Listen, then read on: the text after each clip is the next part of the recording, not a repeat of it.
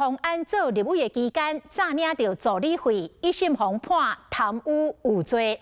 内政部嘛随甲停职，新竹市议员无分党派，拢叫高鸿安就要辞职来负责，向新竹市民来道歉。那高鸿安马上发声明，退出到民众党。我也要在此正式宣布，即刻退出台湾民众党。谢谢各界的关心。 高鸿安随退党指挥，因为被以贪污治罪条例判刑7年4个月，新竹市长的职务嘛被停职，和新竹的政坛起大风影。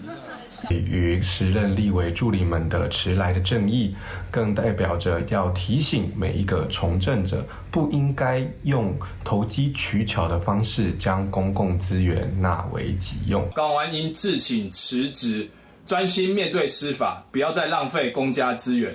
跨党派市议员要求高鸿安要辞职负责，只是依照地方制度法的规定，县市首长若犯着内乱、外犯、贪污治罪条例，经过一审判决有期徒刑以上，将由内政部停止市长的职务。等于是未来新竹市市政的推动，会由副市长柯新婉来代理，要过市议员无认同。让市民有机会来选任新任的市长。 而非由高鸿安延揽的邱成元来代理主导市政。高鸿安市长应该要公开为自己的违法行为公开向社会大众致歉。柯文哲面对自家唯一执政县市首长涉贪，应该要有所作为，以示负责。在准备中，而且他今天也不会进来。